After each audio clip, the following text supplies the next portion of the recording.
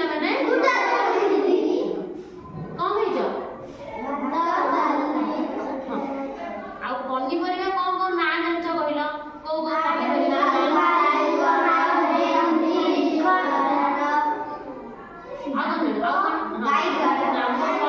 ଫଳ ଆଉ କଣ?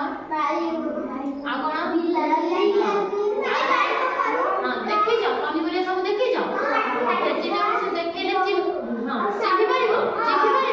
ଦେଖେଇଲେ ଚିହ୍ନି ପାରିବ? ଯାହାକୁ ପଚାରିବି ସେ କହିବ ଜଣ କରି ଯାହାକୁ ପଚାରିବି ହେଲା। ଏଇଟା କଣ? ଏଇଟା କଣ? ହଁ ଯାହାକୁ ପଚାରିବି ସେ ଜଣ କରି କହିବ। ଏଇଟା କଣ? ହଁ ଏଇଟା କଣ? ହଁ ତମେ କୁହ ଏଇଟା କଣ? ଏଇଟା ଭଲ ଦେଖିକି କୁହ। ହଁ ଏଇଟା କଣ? ବାଇଗଣ। ଏଇଟା କଣ? ହଁ ଏଇଟା କଣ? ଏଇଟା କଣ? ହଁ କୋଉ କୋବି? ହଁ ଏଇଟା ବନ୍ଧାକୋବି। ଭଲ ସେ ଦେବି ବନ୍ଧାକୋବି ନା ଫୁଲକୋବି। ଏଇଟା କଣ? ଏଇଟା କଣ? ଭଲ ସେ ଦେଖିକି ଭଲ ସେ ଗାଜର। ଏଇଟା କଣ? ହଁ ଆଉ ଏଇଟା କଣ? ଆଉ ଏଇଟା କଣ? ଜହ୍ନି। ଏଇଟା କଣ? ଭେଣ୍ଡି। ଏଇଟା କଣ? ଆଉ ଏଇଟା କଣ? ଆଉ ଏଇଟା କଣ? ମୂଳା। ଏଇଟା କଣ? ତାହେଲେ ଏଇଟା କଣ? ସାରୁ। ଏଇଟା ହେଲା। ଏଇଟା କଣ? ନା ଆମକୁ କହିବେ କି ଇଏ ଯୋଉ ଚିତ୍ର ଉପରେ ହାତ ମାରିବେ ତମେ ସେ ପନିପରିବାର ନାଁଟା କହିବ ହେଲା। ତମେ ଗୋଟେ ଚିତ୍ର ଉପରେ ହାତ ଲଗାଅ। ହଁ ଏଇଟା କଣ? ଏଇଟା କଣ?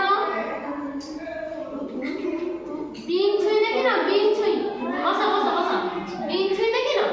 ହଁ ଏଇଟା ହେଲା ସେ ଗୋଟେ ପରିବା ଉପରେ ହାତ ମାର ସେ ନାଁ କହିବ।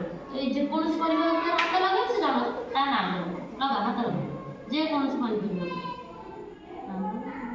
ହଁ ଏଇଟା କଣ? କଣ? ହଁ ଏଇଟା କଣ?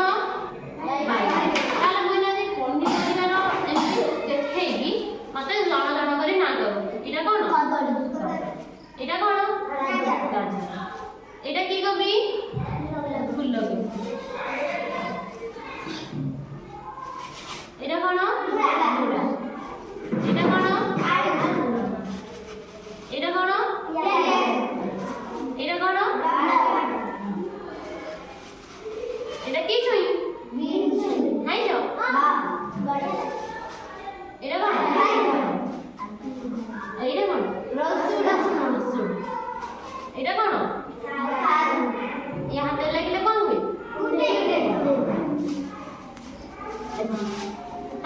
ଆଖୁ କାଟିଲା ବେଳେ ଆଖି କଣ ହୁଏ?